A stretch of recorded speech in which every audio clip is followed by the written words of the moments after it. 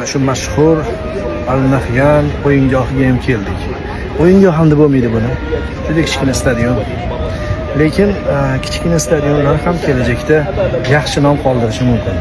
Tarixda juda katta nom bilan iz qoldirishi mumkin.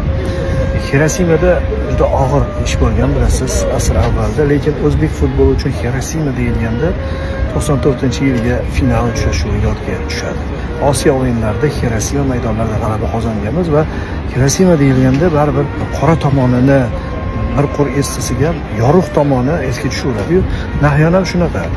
Muxlislarni azoblashdi, kelishdi, juda qarshiliklar ko'rsatildi, kichkina stadion berildi. Hali bilmaymiz oldinda qanaqa o'yinlar kutib turibdi, lekin mana shu stadionni ular tanlaganliklariga Xudo xohlasa pushaymon bo'lishadi.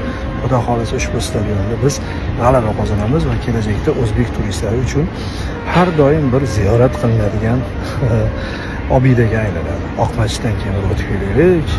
O'zbekiston jahon chempionatiga yo'llanma olgan stadionga deyiladigan martabaga chiqadi deb o'ylaymiz.